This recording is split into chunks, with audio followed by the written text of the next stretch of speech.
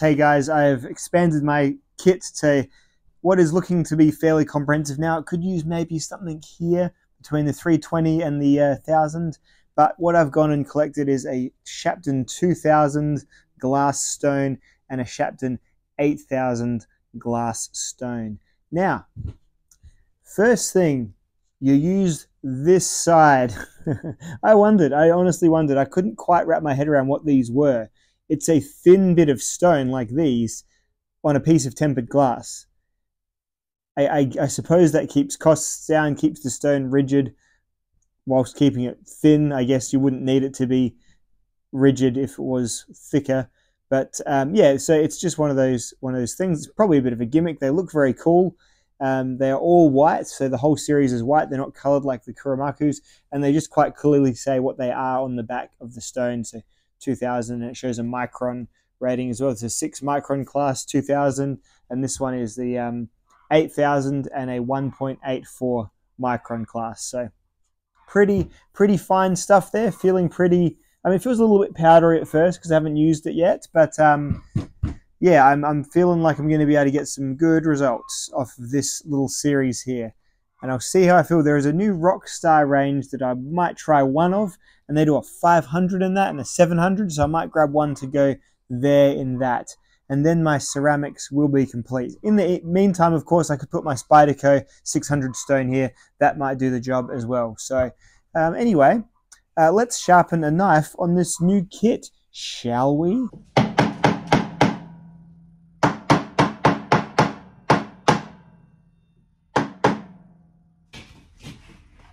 Well, that might just be the worst thing I've ever made, but let's see.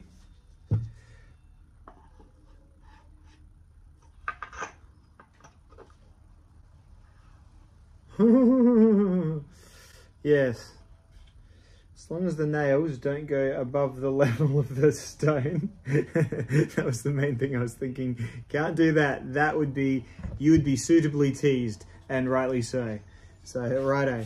You are going to need, for these, because they're so low, you're going to need a stone holder of some sort. I've got a stone holder coming on the way from Carbotech, but I just got a cheapo one. It's just coming normal shipping, so this will have to do for the immediate future. Look at that. Yeah, you know, it's pretty snug. It's about as snug as these guys are in theirs. And most importantly, you don't feel any of the nails when you do this.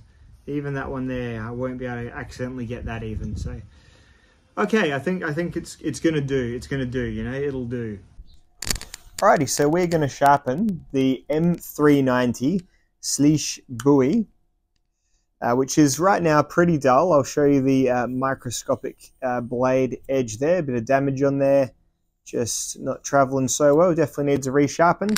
Going to color in the edge so I know where my strokes are taking me. We're going to work the way up through the Kuramakus and through the Shapton Glass stones, and I'll weigh in with some comments at the end.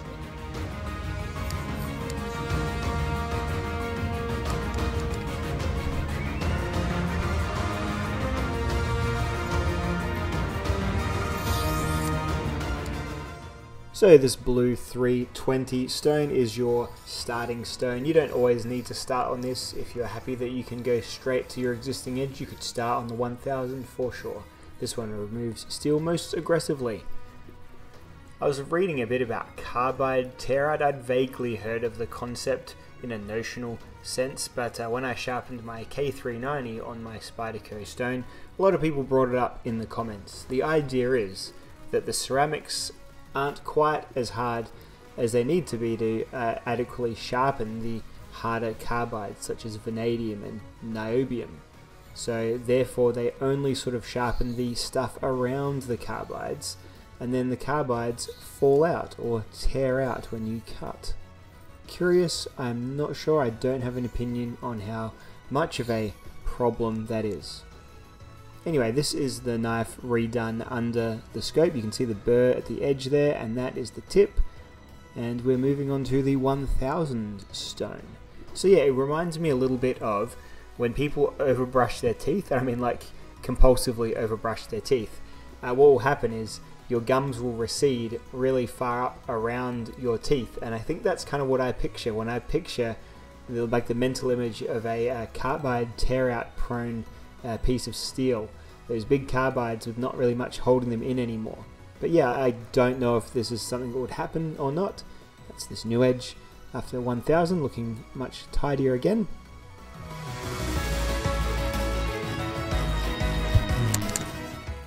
Yeah, you see that water bead off that brand new surface, huh? Yeah, I'm not sure how to feel about carbide tear out, the concept of... I mean, I would like to think that you can sharpen steels that have vanadium in them on ceramics without the vanadium just falling out. Surely it's not just for iron carbides, these ceramic stones. So I don't know, is it just once the vanadium content reaches a higher amount? I'm really not sure. I'm sure there's lots of reading I can do about it, but you know what? There's just lots of reading about everything, isn't there? You could do a big read on the wingspan of the domestic game hen, you know, and you'd find a bunch of people disagreeing with you as well all the way through it. So I don't know. I have like a low level of interest in it at the moment, which, you know what, so may develop into a higher level of interest. But for now, look, I'm sharpening M390, and spoilers, this ends up being a pretty darn good result, and that is a steel with lots of vanadium in it. So I don't know, yet to be forming an opinion on carbide tear out when sharpening upon ceramic stones.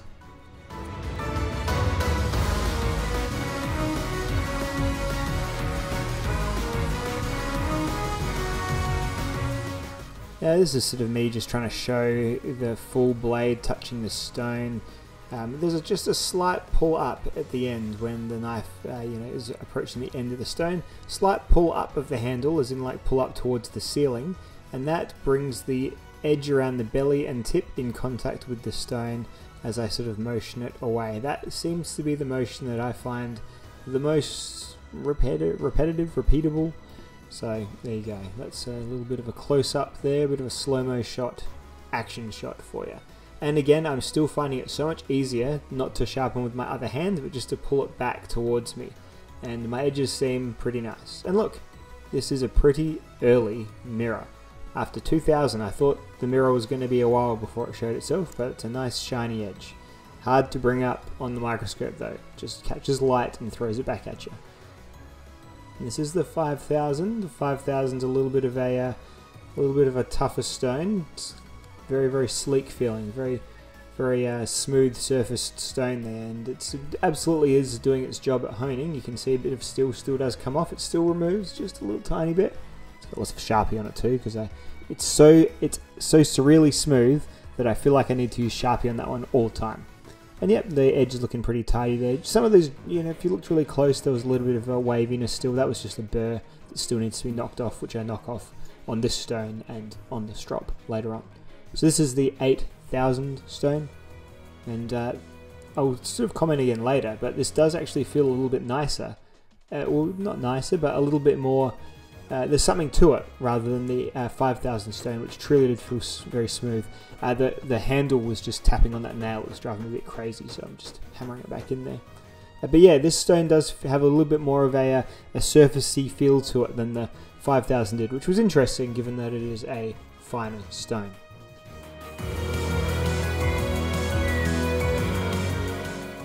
Today's sweet JRPG jams are from the Fire Emblem Three Houses soundtrack. I hope you are enjoying, and it is accompanying the images of the sharpening well. Just finished up the expansion pack of Final Fantasy XVI, the Leviathan expansion. I really enjoyed it. I liked the Leviathan skill set a whole lot too. Really adds to the game's moves. Really hard to do justice to mirror images with the microscope camera, but it looks great as a naked eye mirror. It's hard to get one close up. But just finishing off with the strop, I do notice there is still a burr even after 8000, so strop was essential. Alrighty, just had to run off and clean my chicken hutch. God, you smell it from here, and it ain't close. Those guys love to shit. I mean, who doesn't, right? So yeah, I'm really happy with the results. I could definitely feel the boost, especially from that 2000 stone. That is really the secret grit, isn't it? Jumping from the 1000 to the 5000. Last time I just, it was still great, obviously. But yeah, I really noticed adding the 2000 in between. It was like immediately polished. Like it was a polish that I would usually have attributed to a way higher grit level. So really, really happy. And you could definitely stop at 2000 without a worry in the world, and then just drop your thing. My technique is again improving. I didn't quite get right at the heel. I can just tell I didn't. But everything from about my thumb up the blade is very, very sharp.